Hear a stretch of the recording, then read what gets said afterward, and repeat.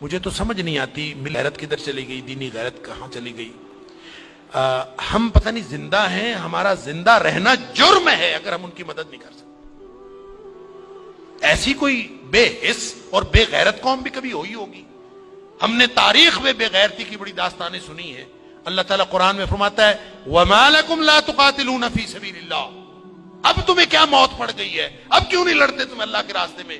وَالْمُسْتَضْعَفِينَ مِنَ الرِّجَالِ وَالنِّسَاءِ وَالْوِلْدَانِ الَّذِينَ يَقُولُونَ رَبَّنَا أَخْرِجْنَا مِنْ هَذِهِ الْقَرْيَةِ ظَالِمِ أَهْلُهَا، پوری دنیا پر ظلم کی داستانیں ساری دنیا دیکھ رہی ہے۔ مسجد اقصیٰ کو آگ لگا دی گئی ہے، ہماری بچیوں کو، بہنوں کو، بیٹیوں کو وہ اپنے گھٹنے کے نیچے لے کے بیٹھے ہوئے ہیں، تصویریں سوشل میڈیا پر شیئر ہو رہی ہیں، بچے چھوٹے چھوٹے قتل کیے جا رہے ہیں، کسی کو غیرت نہیں آ رہی۔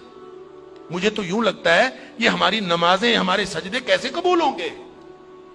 ہم جو مجرم ہیں جو آرام سے بیٹھے رہیں، کیا کریں؟ بے بسی کی انتہا ہے۔ میرا دل یہ کر رہا تھا کہ میں پاکستان کے جو حکمران ہیں، اگر 58 اسلامی ملکوں کے حکمرانوں کو تو ہم کچھ نہیں کہہ سکتے، اپنے ملک کو حکمرانوں کو تو کچھ کہہ سکتے ہیں کہ حکمرانوں اور فوج کے سپہ سالاروں، اگر تم ان کی مدد کر سکتے ہو تو کرو، ذمہ داری تو تمہاری ہے۔ نہیں کر سکتے نا تو ہمیں ایک جہاز میں بھر کے وہاں بھیج دو، کم از کم ہم عزت کی موت ماری جائیں، کم از کم جا کے ہم وہاں پہ ان کے ساتھ شہید ہو جائیں، اللہ کو قیامت کے دن ہم اور نبی کریم صلی اللہ علیہ وسلم کو چہرہ دکھانے کے تو قابل ہوں کہ اللہ ہمیں غیرت تھی، ہمارے اندر کو ملی اور دینی غیرت تھی۔ تو دعائیں ہو رہی ہیں، وہ کوئی کہہ رہا ہے کہ اللہ تو کو ابابیل بھیج دے اور ان کی مدد کر دے، کوئی دعائیں کر رہا ہے، کوئی دعائیں کر رہا ہے۔ اس طرح کے لوگوں کی دعائیں اللہ قبول کوئی نہیں کرتا۔ دعاؤں کے لیے بھی غیرت کی ضرورت ہے، آپ پہلے قدم اٹھائیں پھر اللہ سے دعا کریں۔ وہ بیچارے ساری ساری رات وہ لڑتے ہیں ان کے سامنے، دعا تو ان کی ہے، اور اللہ نے یہ آزمائش میں سمجھتا ہوں ان کی نہیں ہے، وہ تو جنتی ہیں، وہ تو انشاءاللہ بخشے ہوئے ہیں۔